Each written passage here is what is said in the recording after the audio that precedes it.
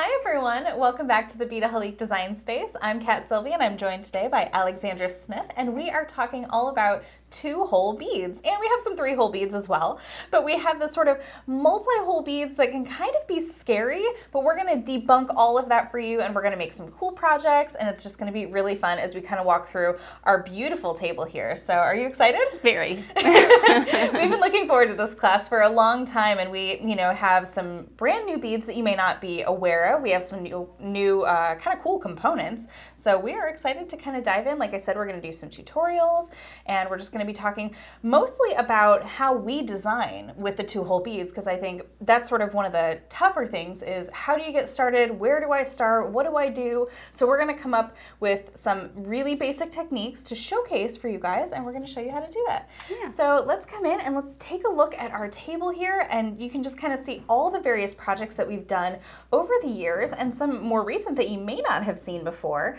but we have all kinds of different sizes, and there's all kinds of new shapes. So this might be some new stuff for you, it might be some old stuff, but we're kind of gonna just really talk about all that you see here. You see some loose beads to give you an idea of the way that they're drilled, how they look separately.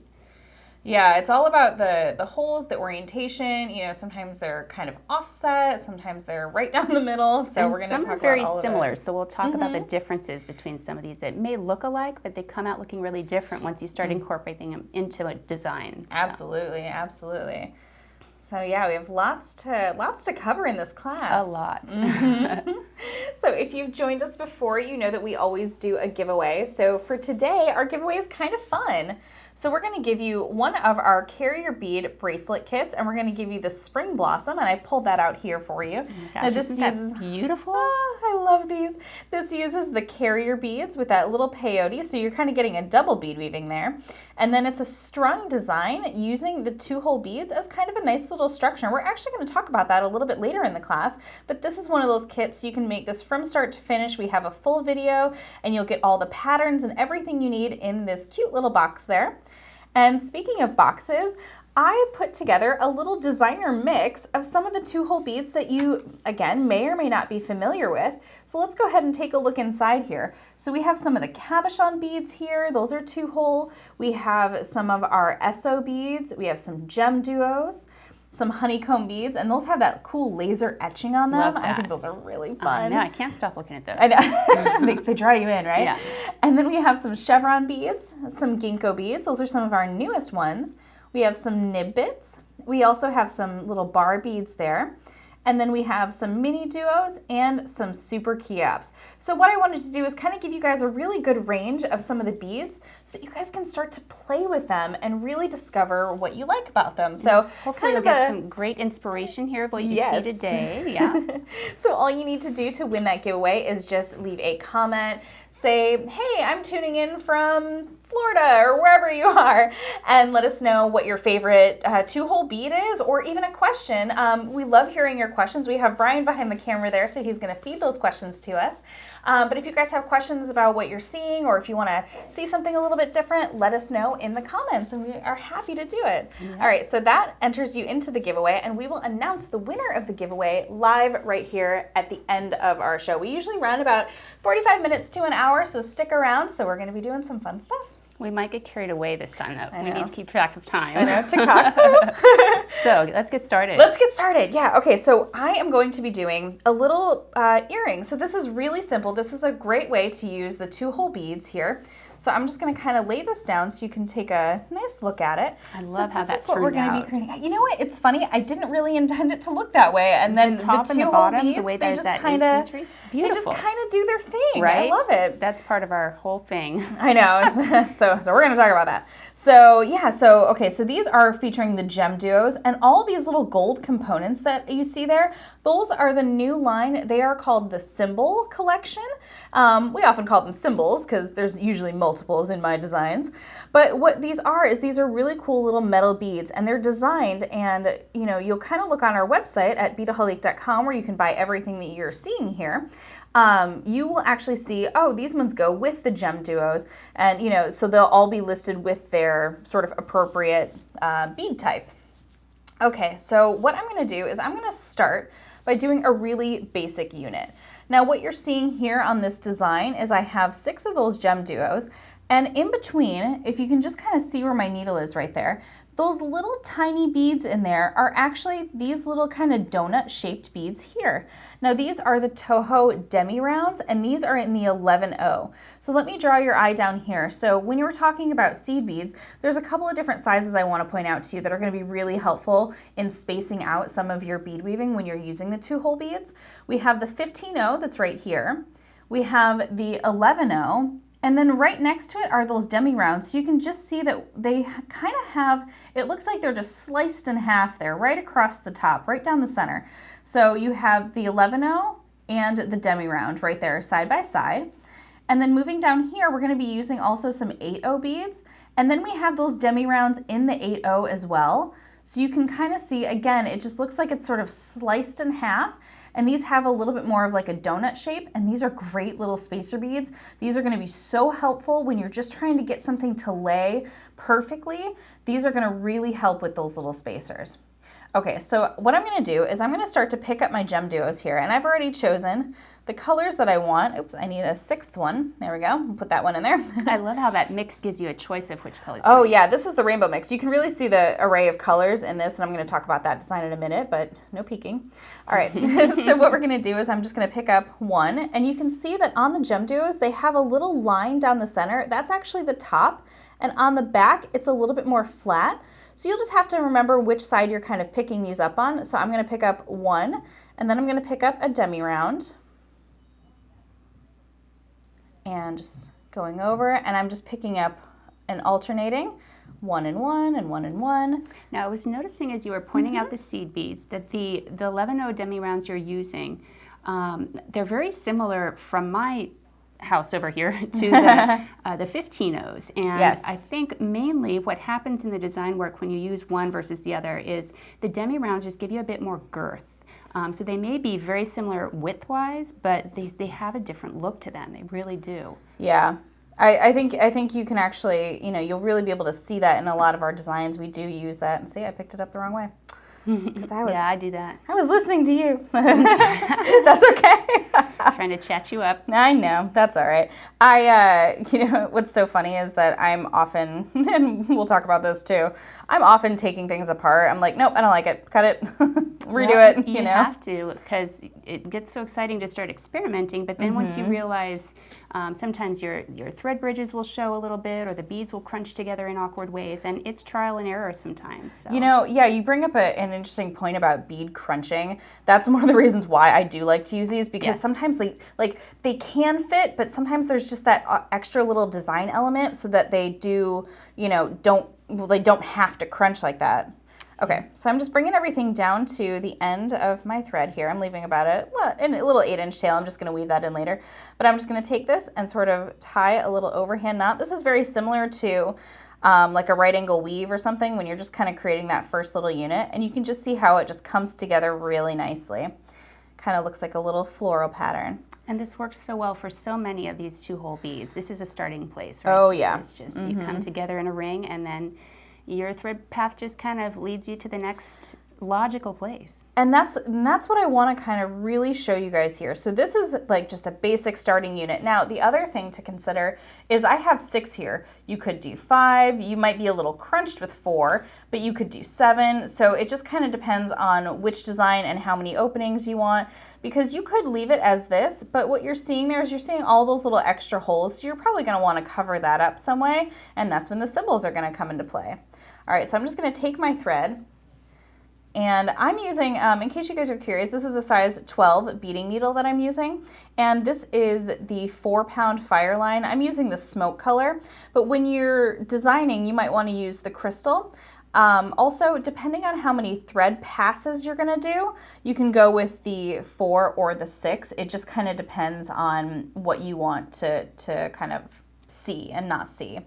And I'll show you an example of kind of what it looks like in both in just a minute here. Okay, so all I've done is I've gone through that bottom little hole there, and now what I'm going to do is I'm going to turn it around, because we got to kind of step up to that next hole. So I'm going to go back through on that very same bead. Now you came through that bead again. Was that to hide your knot? Yes. Okay. You know what? Yeah, you know what? That's a little trick that I do, and I always kind of forget that step. Yeah, so I just go through one more little bead there, and then that kind of pulls the knot into that space that's in between there. So it just kind of cinches it, and then I'm good to go. All right, so yeah, so now we can see that thread path right there, and that's just my little step up that I have to do. And now what we're gonna do is I'm gonna start utilizing some of these symbols. So let's go ahead and I'm gonna choose to start with this one here. Now this is that little symbol, and what it's gonna do is it's just gonna bridge that gap all the way across the top there. So I can just go directly into that next hole that's right there. And we'll just call this the top. So I'll just use this as my top. So you can see that it just kind of sits right in between there, and it's meant to fit perfectly. So this is something that is going to give a nice little structure. You can add a little jump ring to that, and I'll show you how to do that in just a moment here. But let's go ahead and let's decide what we want to do with our next one. So if you kind of look at my little example down here, what I've done is this is my top, and then I wanted to add this component to add a little bit extra of the beading there, but it wasn't sitting and it wasn't kind of reaching all the way. It was sort of teetering one way or the other. So I'm going to go back to my demi rounds, and I'm going to pick up one of those guys. And then I'm going to go through the bottom of one of these little kind of butterfly looking guys. And you like my technical terms? Butterfly thingy.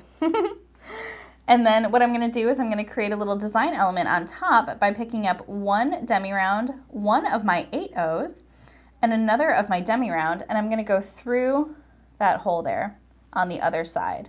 So just kind of creating that little decorative element.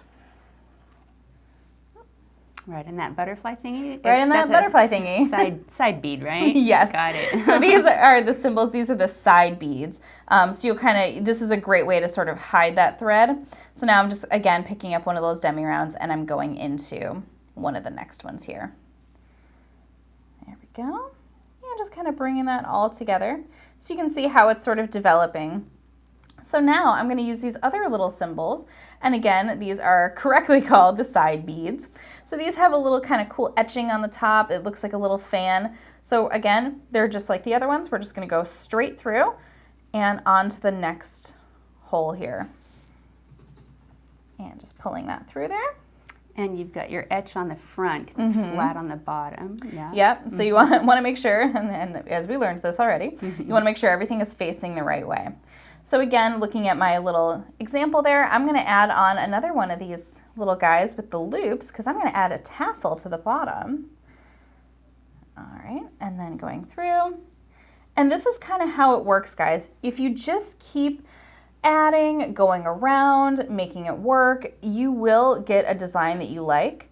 I think that's sort of the easiest way to describe some of these little units is that you just kind of, if you just keep working at it. And also, you know, this doesn't take very long. So if you end up with something that you don't like, which I often do, you know, I'll be like, no, it's just, you know, it's not quite the look that I really wanted. It's not achieving the style that I was hoping for.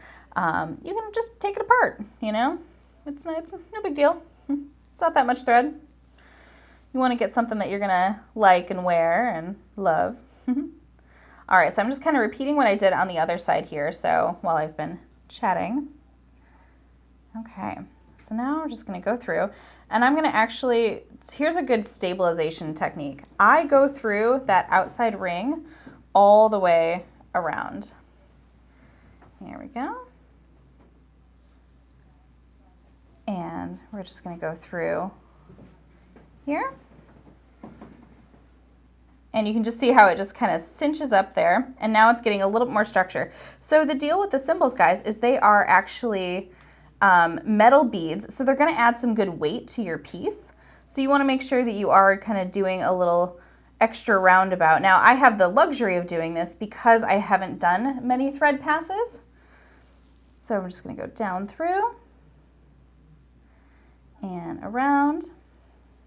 That's a great idea to do more thread. I think I probably should have done that in my little earring that I'll be showing in a couple of minutes. Yep. So learn as you go. Well, okay, so if you want to, all I'm going to do is I'm just going to keep going around here. So actually, if the camera wants to pan, Alexandra, do you want to talk a little bit about the 4-pound, 6-pound, and keep some of those fire lines? Yeah. And let's take a look here. So Kat's using this smoke 4-pound fire line. And you can just see right here, that's kind of how heavy the weight will hold of these threads. So there's 4-pound and 6-pound in the smoke color, and the same with the crystal. And this is really a staple for us.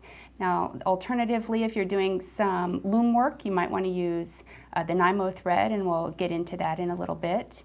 Our standard beading needles, we often use our size 12. They come in different lengths and gauges, so suit yourself with those.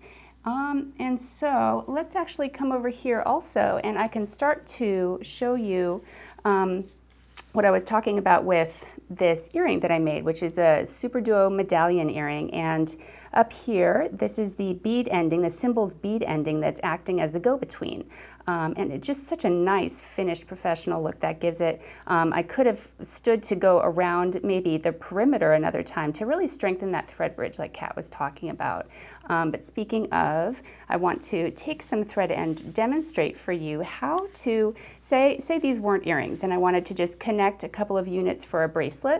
What I would do in this case is, and this is just one way to do it, there are no right or wrongs. Again, you just have to kind of see what you like as you go. So I'm going to take on a couple of seed beads. I've got some crystal fireline there. I'm also going to take one of my symbol substitutes, and this is designed specifically for the SuperDuos. You'll see there's kind of a flat side and a domed side to these, so I want to make sure I'm going in the right direction that it'll be facing up in my design. So I'm going to slide that on, and then a couple more seed beads. And I'm going to take up one of my units here. And if you imagine on this side, I would be attaching a clasp. So I want to find my correct orientation to where I'm just in between my two little silvers in the middle there. And I'm going to come through the edge of my piece from one SuperDuo through a seed bead into another so that it's sort of centered. And on the other side, I'm going to do the same thing where I take up 2 seed beads.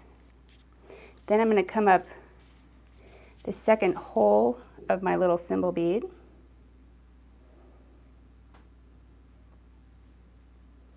And take on 2 more seed beads. And then bring in my other unit. I'm going to find where it matches up. Now, I also want to show you at this point how that looks with the front and back of these beads. It's kind of this neat, really clean sort of cut look on the back. So that's how I know that's the back side. I'm going to find my companion SuperDuos here to match up my design. I'm going to come through the edge of each of those with the seed bead in between. Set that down so you can see a little better. Oh, you know what I did? I did that thing. I went the opposite direction. So let me pull that out of there. This is what we do sometimes. Yep, just redoing it. Yeah. All right, so which direction am I going? I want to go get myself straight here this way. So coming through the edge, don't want to get too many beads. Yeah, sometimes I try to cheat and get more beads or less beads, and I end up going through the wrong ones. So tighten that up, okay. And now I'm going to take on 2 more seed beads. And I'm going to get my needle off so it doesn't poke me in the process here. I'm going to make a double overhand knot. And this is one way to connect 2 units, is just by sewing them together. Alternatively, if you were to start at one end of your piece and go around the perimeter, now I want to get my knot in between the proper beads here. That's something that will happen too, is sometimes a little seed bead just sneaks in the wrong spot. Especially the super tiny ones. Especially when you don't want it to. I know. It just happened to me a second ago. So I'm getting my finger tight over there so that I know where it's going. I'm like wrapping a Christmas package here. Yep. Okay. So now my second knot. Get that where I want it. And that's just one example of attaching 2 units. And then I would weave in and clip my threads. So that gives you an idea of one way to do it. Now I also want to bring in a few of the pieces we've got on our table that are done in different ways. And each of these have videos that will show you precisely how our designers did these. And as you do that, we do have a question. So, Brian. Yeah, Cassandra was asking, can you substitute SuperDuos for GemDuo? Oh, okay. Hi, Cassandra. This is a question we have, and she's asking, can you substitute SuperDuos for GemDuos? And I will say, in many designs, probably. It just depends, because the width is not quite the same, but a lot of the two-hole beads that we're going to be showcasing here, you can actually substitute them. It might kind of change the design a little bit. So, like, if you're looking at the piece that I'm creating with the little unit going around, you can absolutely do SuperDuos, but you might want to do maybe more. So instead of doing 6, you might need to do 8. But again, working with the symbols that are meant for the GemDuos, they can work for other beads as well. So you can kind of mix and match and see what fits for the design that you're doing. But absolutely for the design that Alexandra's doing, yeah, you could do that design with GemDuos. It's just going to be a little bit bigger because the GemDuos they're a little bit wider on the sides so this is a GemDuo, and then this is like a SuperDuo. So it kind of has like just a different profile, but a lot of the two-hole beads will work the same way in terms of like where their holes oriented and how they can kind of like notch together. But it's not a straight translation, so you just might have to do a little bit of finagling. But yeah, I mean, I think a lot of the two-hole beads will work in many of these different designs. Yes. So cool. All right, so you were saying about some of the other connections that we have here. So, and what I did was utilize both holes of that bead to really give a kind of a sense of stability and keep it from flipping and flopping around. And so that here was a useful technique for me also. I've got another colorway of that bracelet. It's one of my favorites. And speaking of that, I'm going to pull in the necklace and the earring that came about as a result of my inspiration from the bracelet. You realize once you get started that you have a unit and you can use it in all different ways, and it just makes a lovely, lovely set. So well, and that shows a perfect example of a different size of pearl that you used. Yeah. And all you needed to do was just sort of add a few more SuperDuos to kind of accommodate that size, or excuse me, mini duos to accommodate that size. Right, right. Oh, speaking of mini and super, here's the difference just held up. So here's a mini duo, and here's a SuperDuo, and it's really just a larger version of the smaller one. And I'm also going to pull in an SO bead, which is very similar in design in the way that it's drilled, but it's just a bit more kind of pillowy, and it really gives a different look. If you'll notice, both of these pieces utilize SO beads, and they're just kind of more puffy. Yeah, they're like a rounded SuperDuo. Yeah, they're a puffy SuperDuo. Yeah. So, as opposed to connecting units with sewing with beads between, there's other ways of weaving just solid designs like this one, and then down here you'll notice that this piece with the silky beads has been put together using jump rings, and that's another clever way to go as well. So jump rings were used in this necklace up here also, and embellished a little bit with a couple of seed beads here and there. So those are some connection methods. Yeah. What else do we want to talk about at this point? Well, I'll finish up mine really fast. I want to show you guys a little kind of extra technique that I have. And here's also, we get a lot of questions about why we like using Fireline. So one of the reasons I like to use it is you can actually use a thread zap, and it's going to work really, really wonderful for this. But what it's going to do is it's going to seal your thread, because there's nothing worse than finishing a piece and then having it fall apart on you. So I'm on the back side here, and I've added just one more little knot in there. I know you obviously can't see it because I hid it well. That's good. But what we're going to do is I'm going to show you guys how to use the thread zap. And if you do a lot of bead weaving, this is a really great tool. Please do, because the word zap has intimidated me, I have to admit. So this won't hurt us. It will not hurt you. This is run on batteries. It's good. It's good to take with you. All right, so what we're going to do is we're just going to press this up. And what you're going to see there on the tip is you won't see it heat up, but that is getting hot. And what it's going to do is, because this is a kind of a thermal bonded thread, excuse me, say that 3 times fast. Thermal bonded. Right? So what I'm going to do is I'm going to come in there, and it's just going to zap off that thread. and just kind of seal it. So I don't know if you can, and then make sure you set that aside. It's going to be warm. So what you might probably not be able to see on my finger there is that it actually kind of comes in on itself, and you can feel it. It's sealed off. It's kind of burned off. So what happens though is it's going to make a little kind of nodule on the end of the thread, so it's not going to pull through your little knot. So it's an extra little security thing when you are doing your pieces. And safety first, always put the little guard back on before you set it down. There we go. All right, so I'm going to set that aside. So last thing I'm going to do is I'm just going to show you guys how easy this is to complete a full design. And I'm just going to take a little jump ring, open it up, and I'm going to add a little tassel to the bottom because I just can't help myself. You can do a little tassel, you can do a little crystal. Well, I love all the elements you brought into that earring. It really is a nice piece. Thank you. Yeah, it's one of those things where it just kind of happened, and I just ended up really liking it. So I'm like, I think these are going to find their way to my ears later. And I'm just going to come in and just kind of close that up. All right, so to what Alexander was talking about, if you kind of picture this without the tassel and the piece there on the end, and let's say I used these all around the four sides, you can absolutely use jump rings to link these units together to make a bracelet. The other thing to kind of consider when you're designing with these is where your spaces line up. So for example, if you're taking this type of piece, obviously I did across the way with my two holes here. But what I want you to kind of consider is what happens if you put this component here, so you kind of create a little more of a central pendant look. So you can create like two pieces of chain going off here, or you can create several units. But it's kind of like playing with, I'm probably dating myself here, but it's like, playing with like tangrams as a kid when you were trying to put together like all the geometric shapes and stuff. Anyway, I don't know, whatever. But it kind of makes me think of that because you are doing a little bit of geometry here when you're trying to figure out, oh, well, how can things fit together? So if you imagine that this piece is actually replacing that one there, you can create a cool little like sort of triangle shaped focal there as well. Now there's nothing saying that you can't just do little thread bridges of seed beads or go down through and just kind of leave some blank.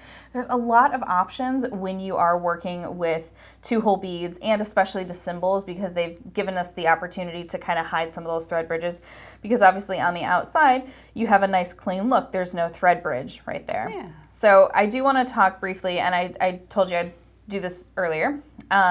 So this is a little earring that I did, and one of these I did in the video, and one I did before the video. There's nothing little about those earrings. I know, right? Statement.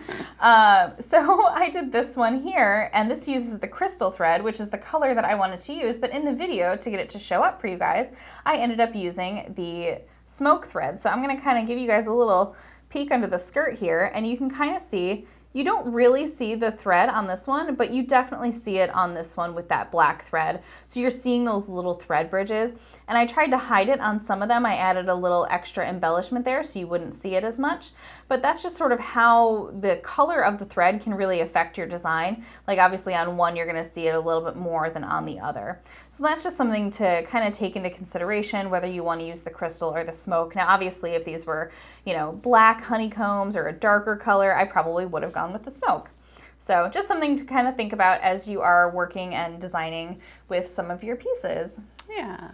So, all right, so let's, I want to talk a little bit about the beaded component that we added to the cuff, and you actually did it where you added it to a hairpin as well. Right, so one of our designers, Rachel, had come up with this beautiful petal line design, and so I watched her video, created it, and then just sewed it onto a hair comb. And that's something that you can always do, is diversify these designs off of one component and onto another.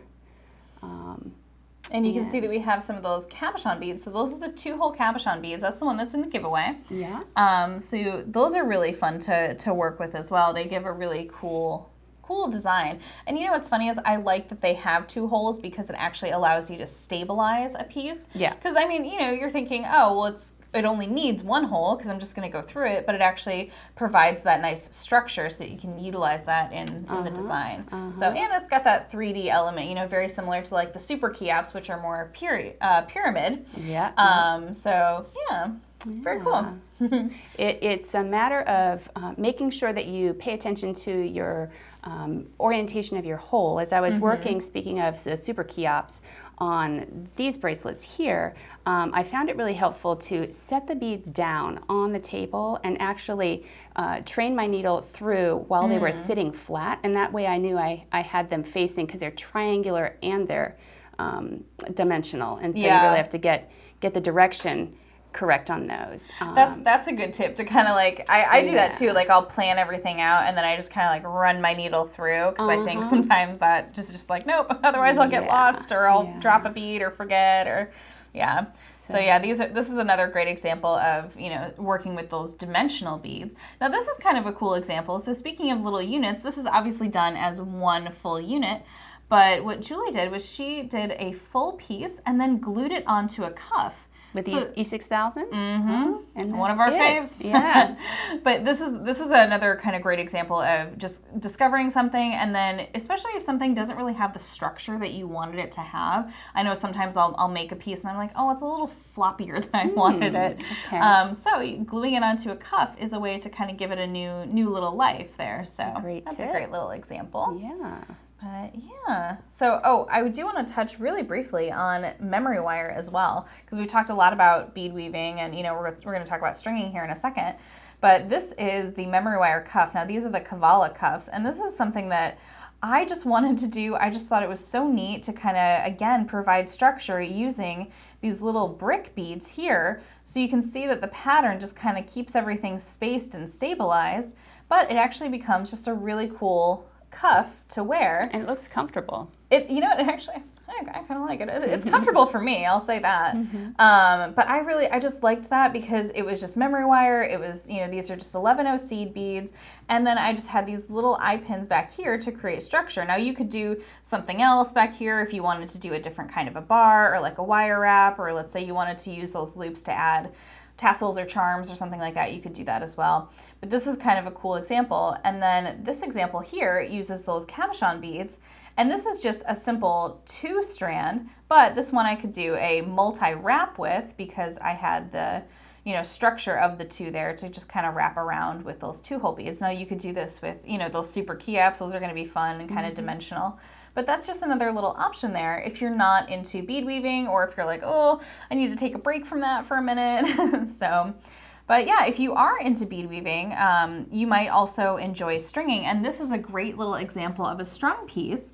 And Alexandra, why don't you talk a little bit about that and how you used actually the 3-hole bar beads? These are beam beads, which are beam like beads. long, skinny versions of the bar beads. Yes. Yeah, and so with the 3 holes, I think I was at the point here where I had not learned to bead weave yet, and so it was simpler for me to play with the colors and come up with just a really clean, contrasty design using the 3 holes kind of straight away. So yeah, I was happy with that. And right next to it, you're going to see the same beads used in a loom. These are incorporated along the sides of this. Now these are kits, is that right? Yep, those are kits. Just gorgeous. I love those. Thank you. Yeah, and that uses the Nymo thread. So I know we said that we were going to talk about that a little bit. So yeah, so we have the Nymo thread here, and that's Nymo size D that we recommend for a lot of our loom pieces. But that works great, you know, when you're doing these structural pieces, and you can see down the center line of those, you have the 2-hole square beads. So we really put a lot of fun stuff in. Tile beads also? Those are square. Square. Yeah, those are the 2-hole square beads, yeah. We have the Tila beads, which are similar. Okay. And we have some of those here. You can actually see and this is a wonderful example of just a really nice tight bead woven piece. I love that design. So we do have some loose Tila beads here, and they also come in little halfers. So we have the half Tila beads.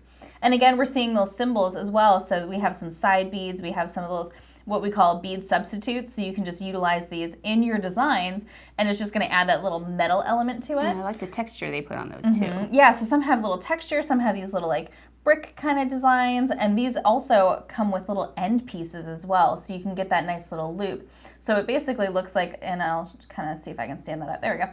It looks like a little Tila on the side, but it has that little extra loop, so you don't have to worry about creating a thread bridge with excuse me, I'm just going to open this up. Whoop.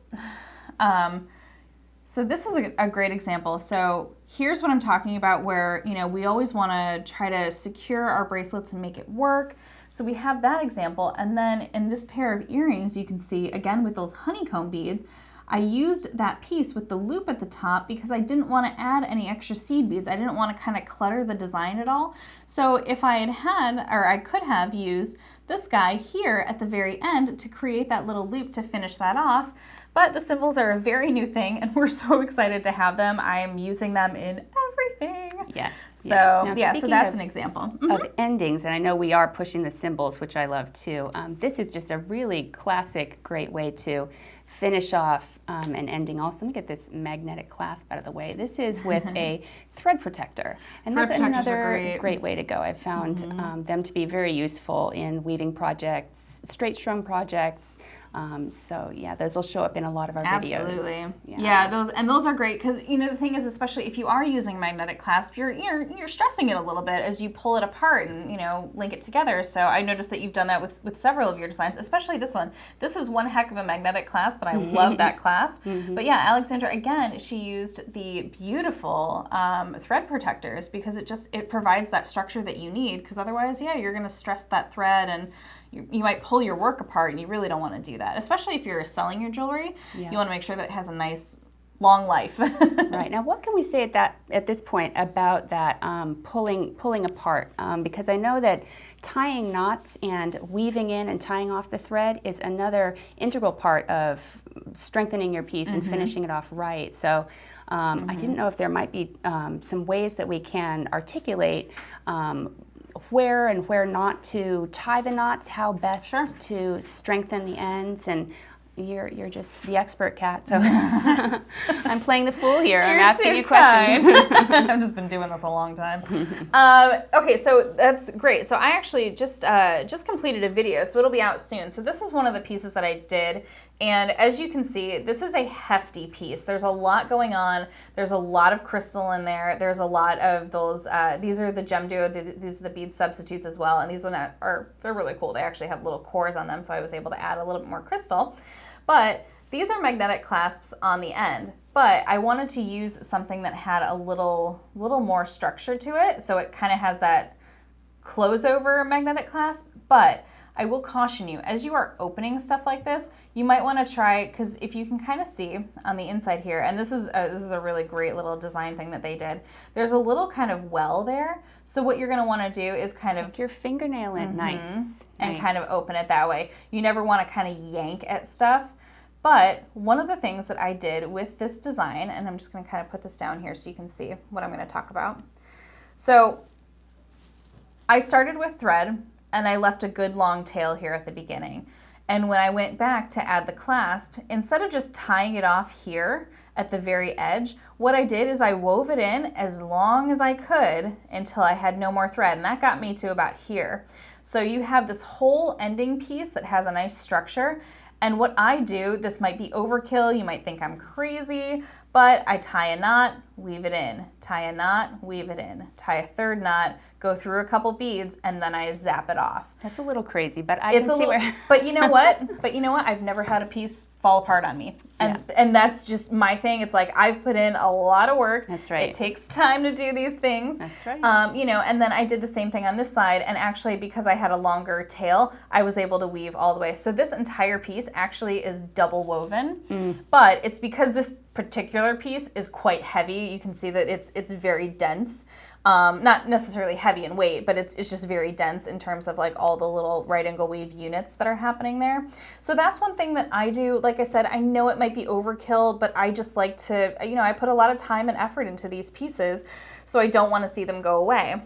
Yeah, it's a hard lesson to learn, not stabilizing. Yeah, well, especially, one of the things a big question that we get a lot is, hey, what's happening to my work? It's falling apart. And 9 times out of 10, it's probably tension, or maybe you could have used a heavier thread. So that's something to kind of consider as well. When I know that I'm doing multiple passes through stuff, I can use the 4-pound because I know I'm going to like reinforce the whole thing. If you don't want to do that, because it is tedious, go for a 6-pound, especially if you're doing a right angle weave. Maybe you want a 6-pound, maybe you're just going to go around that unit once and like through one or two of the beads twice, you know, because like you kind of work in these little units and these kind of like little figure 8 pieces. So you're not always going through every single bead twice. So if that's more your speed, more what you want to do, you just want to kind of whip it together, totally fine. But go for the 6 pound. I think you'll be much happier with the result. Yeah, particularly if you are stringing and restringing also, because that will give a little bit of wear and tear on your thread. Yeah, absolutely. Oh, yeah. So I wish that people could feel these, because that's part of what I know. think I'm is like, so I love neat touching them. about these thicker banded bracelets is the way that they feel, all of those beads together, and just the work that went into it. So in this piece in particular, Kat pointed out to me something really clever.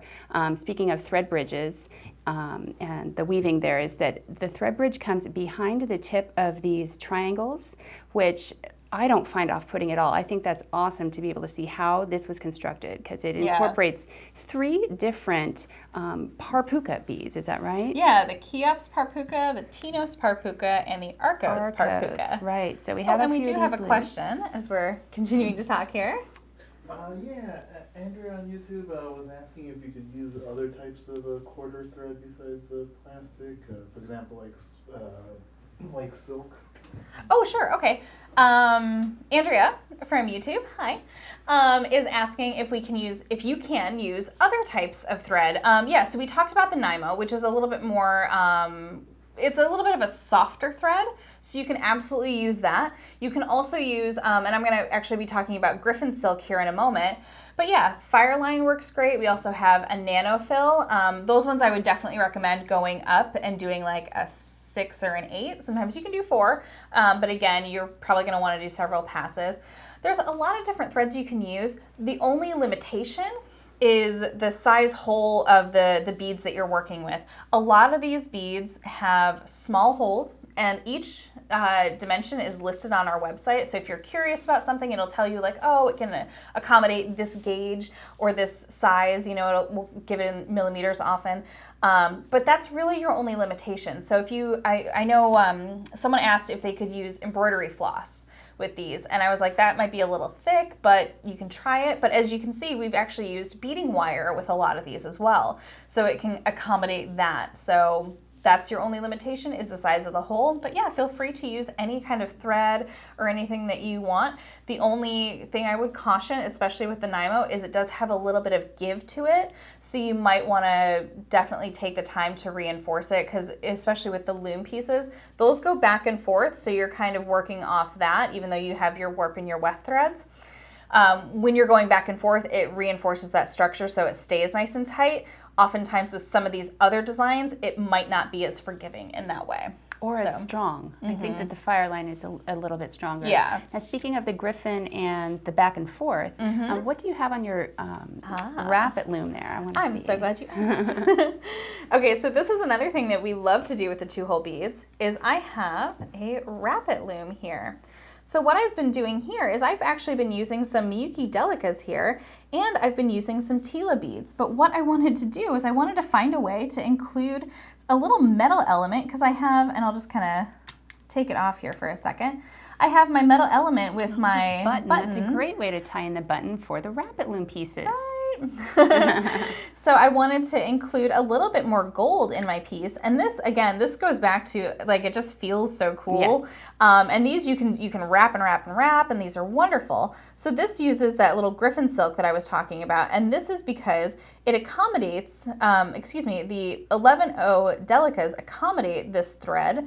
And what it's going to happen is I'm going to actually show you how to do one of the 2-hole beads. And it's really, guys, it's pretty much just the same.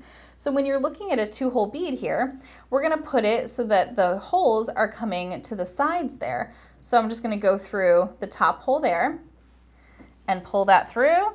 And these are the Tila substitutes, and they have a front and a back. Yeah. This particular design does. Yeah, we have different designs. Some are just straight beads as opposed to the kind of patterned ones. All right, so I'm just kind of setting it in there, and it just sort of fits right there. And then I'm just going to take my little threads here, go through, and you just kind of go down and around that leather. And don't worry if there we go, I'll just fix you. There we go. All right, so now instead of adding another bead, all I'm going to do is I'm going to kind of tip that up so that I can sneak through that second hole there and just go the other way. So all you're doing is you're just treating that 2-hole bead like 1 hole. So it's just like a brand new bead, which is really, really kind of great. And yeah, again, you know, if you wanted to use a thicker Griffin silk, this is a size 4. If you wanted to use a thicker one, you can absolutely do that. But that's how easy it is just to kind of put these in here. So I do have some other ones that I did. I did a SuperDuo one, so you can see that this is really dense. And talk about feeling really cool. This is like very snake-like. I like it. But yeah, again, you can do this with multi-holes. So when you're doing it, or excuse me, multi-hole beads, you're just kind of going through, and it's kind of as though you were just weaving back and forth, going down and down and down, but you're just crisscrossing your threads every time. So if you kind of take a look at the front here, you start with that 1 hole and you want to kind of taper it out. But as you get out, especially in this 3rd row, let's see, I might be able to show you this way. You kind of have, there we go, there we go. So you go through the top hole, the bottom hole, the top hole, the bottom hole, the top hole, and then you come back around and you're doing the bottom, the top, the bottom, the top, the bottom, you know, so you're kind of just using, and you're just going back and forth and crisscrossing those all the way down. And if you're curious about this particular design, this does have a full video showing you exactly how to do this. We love our tutorial videos for you guys because it really just gives us a chance to explain some of the ins and outs of how some of this works. Now I have to ask what I know people are wondering is that a kit or will it be? Because it's such a great design. Maybe it will be a kit. I don't know. You guys let me know in the comments below. Would you like a kit of this? We can come up with some really fun colorways. It's so clever with that chevron. It fits perfectly with the way that the Wrapit loom is shaped, the way the beads are shaped. So clean and lovely. Well, and you know, this is a really, I love doing colorways of stuff. I know you were showcasing one of your colorways. I like doing colorways because it really becomes a totally different design. Yes. I feel like these are 2 very different people who would wear these designs, you know, and there's something kind of elegant about that. I love that. But speaking of kits, if you are interested in the Wrapit loom, we do have the kits with the honeycomb beads, and these are going to use some seed beads in there as well, just as a little metal pop. But these are great if you want to do that. And for all of our kits, we do have the full video that'll walk you from start to finish. And it's a great way to kind of get started on, you know, maybe some of this stuff. And especially if you're not sure what to buy, not sure what thread and size and all that stuff, we've taken all the guesswork out. So you just pick your favorite color and go. Right. Now, what other kits should we point out on the table just so that we cover? Oh, yes. Cover our bases. Well, let's talk a little bit about the carrier beads. And speaking of that, before the camera runs away on me, I'm going to showcase the giveaway one more time. So if you guys have been tuning in and if you've watched us before, you know that we always do giveaways. So what we're going to talk about next is we're going to talk about these carrier beads here. But we're going to give you the kit, and it comes in this great little box, and you're going to get everything that you need to create this from start to finish.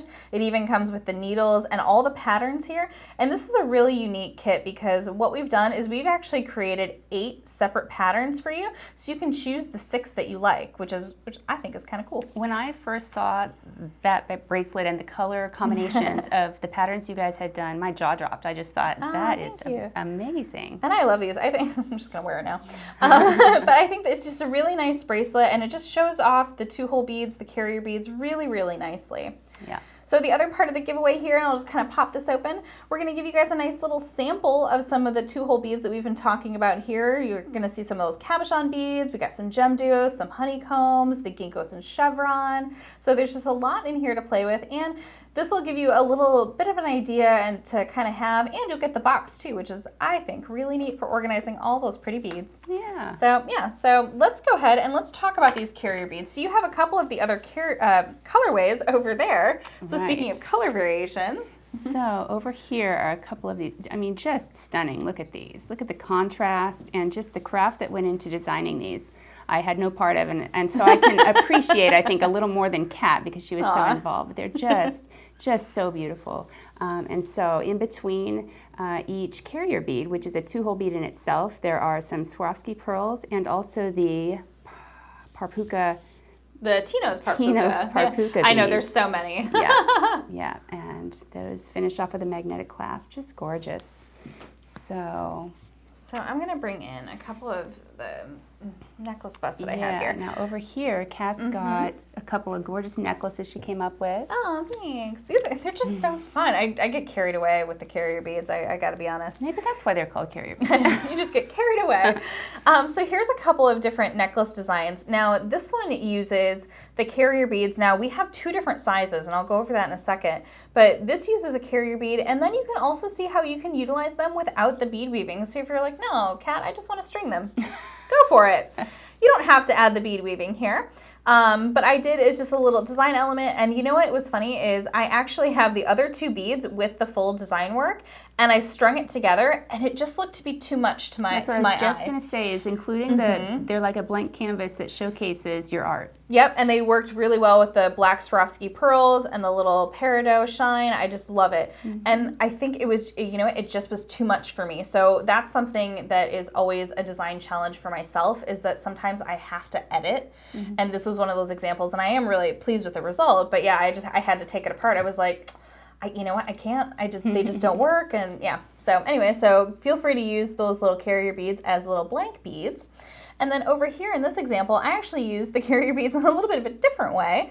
Is what I did is I covered the big carrier beads in not quite as wide of a panel. See, in this one you can see that it covers the whole bead, and this one you kind of have a nice little stripe down it. And with these guys, I wrapped the peyote around it the opposite way. So I could still string through it, but it's wrapped the opposite way. So I did the 2 different sizes there to kind of just showcase that. Yeah, that plays well with the different directions everything is going. It works. It really works. Yeah, and how I got this curve is you can kind of see that I had to play with some of the small beads up there at the top and some of the large beads at the bottom. And then again, I just wanted to I was going to do a whole strung piece like I had done on this piece here, but I wanted to just add chain to that instead. So just another little kind of designy tip there. Yeah, so a couple of other beaded focals that we have over on this side. That Sorry, we're jumping all over the place. are these 2 pieces here. And so you can bead weave the focal and then just up the back, put your chain, or in this case, with these little piggy beads on the piggy pinwheel necklace, make a pendant. And I used a bit of wire to make a bail for that and just put it on some curb chain. So yeah, I bounced over here to this side of the table. What else do we want to discuss? Oh, I wanted to show you how including a 2-hole bead in place of a single-hole bead can just pop a design into a whole other dimension, which I discovered with the Cellini spiral in a couple of variations, the pendant here and also up top. One of our kits is the Cellini spiral bracelet utilizing the SuperDuos. So I wanted to be sure and show you those. And again, the videos that go with these really break it down. They take a lot of the mystery out, which does not take the magic away. It's just, it's a very unique tool that we provide here to have those videos. And we want to make it easy for you guys to kind of get started, you know, and realize that it's not quite as hard as you think. The end result is great. But sometimes, you know, it's just like, no, it's just like, oh, that's how it's done. Yeah. And then you can start to see other designs and go, oh, I see how that was kind of put together. And, you know, like I said, it's kind of like geometry. You just sort of go, oh, okay, so this goes here, and then that goes there, and then logically I can go over here. So you can kind of just create the little pieces together that way. And I want to show you guys, so we call them unfinished objects, or UFOs around here. This is a piece that I did maybe about 2 years ago, no joke. And I never knew what to do with it, but honestly, it kind of got away from me. It started as like this little center unit, and then it just kept going out and out and out. So these are the super Cheops and the little Cheops there, and you can also see the Tinos in there, and I kind of put those, sandwiched them together. And this is just bead embroidery, so it's going to look kind of messy on the back. Sorry. But this is what I started with, and I was just like, you know, it just kind of kept growing and growing, and then I edged it, and then so I have no idea what I'm going to do with this, if anything, ever.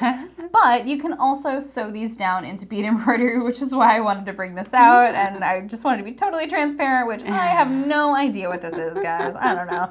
Am I the only person who does that? Maybe, but here's one of my UFOs that's just kind of been sitting in a drawer for a while. Well, I like that you've connected pyramids with aliens. I think there's a connection there. Right. And the UFO aspect. That's really Maybe. funny. Now, speaking of, this flat piece reminded me that we wanted to get back to what you had done there. So talk a little about that. So so obviously we've been talking a lot about units and creating stuff. I'm going to get that out of the camera frame. So you can see again that we kind of start with that same little unit, and here's what it looks like without those little demi rounds in there. So what we're going to do is just kind of go all the way around, and then what I did is I did that same step up there, and I kind of started to add in 2 more gem duos so that you can see that they kind of fit in there in that little quad right there. And that's they're designed as building blocks. And so naturally they lend themselves to just fitting together like puzzle pieces. Yeah, so I added 2 and I went all the way around, and I was like, okay, so I really like that. But then I wanted to kind of get around to this side, and I was like, you know what? I'm going to do another little step up, and I'm just going to add 1 to the outside. So you can see that I started to do band just out. 1. And yeah, and then you can kind of see that it starts to just create a little focal. So you can go and just all the way out. So this is a little example here that I did where I started with that center unit where I was just like, oh, that's really neat. But now what do I do? And then I just discovered that I just wanted to run it out to the sides. So that's another kind of little thing that you can do is just kind of create a little focal and then use the stabilization of the 2-hole beads just to run it out. Yeah. So, you imagine that this is sort of here on top there. You could run these 2 little beads, that little pattern, and kind of just keep working your way out. I think we're going to want to see that in a project. Oh, all right, Are you going to finish that for us? You know what? If the comments say so, then I shall. I think we should. But yeah, and so that's just kind of structurally how you can do a lot of things. Now, if you're still doing... or if you're still nervous about starting to do something like that, may I recommend something a little bit more like this. And these both have videos, again. But what happens here is that you can just kind of run down and run back and run down and run back and just kind of go all the way down through this little bracelet. Because when I saw that, and I haven't seen your video, nor have I done the back and forth so much, I thought it was going this way. And this one goes this way. Okay. You just kind of go... Tick, tick, tick. So there's, again, this is just a couple of options if you just kind of want to get started. You just want some of the 2-hole beads and some seed beads. We make it really super simple. And then, so you can just go this way, or you can go all the way long ways. So lots of different little options there. And what did you string those on? Was that Fireline? That is Fireline. Okay. Yeah, every time. I personally, I love working with the Fireline, but there are a lot of great options out there for what you might want to work with. So, yeah.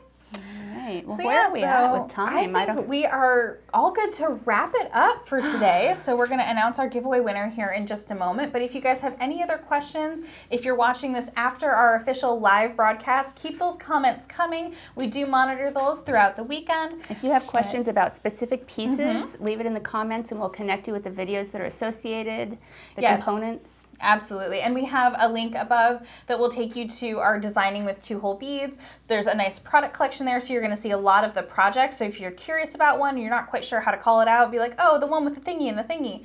Check that first, because that project is probably right there. And once you get to the project page, you'll see that whole video. So if you're looking there, that's great. So you can head over to Beadaholique.com, shop everything that you see here. And these have been such a joy to create. That's what we love to do. They're so fun. And, they're always coming out with new 2-hole beads, and we're very excited to kind of work with them and just see how they play together. Yeah, exactly. All right, so do we have our giveaway winner? All right. Congratulations to Sharon Cote. Congrats. So all you need to do, Sharon, is leave a comment or message us at service@beadaholique.com. Actually, that's the best way to do it. Send us an email, service@beadaholique.com, and we will get your shipping information and send this beautiful giveaway out to you. So congratulations, Sharon Cote. And I hope I'm saying that correctly. Cote?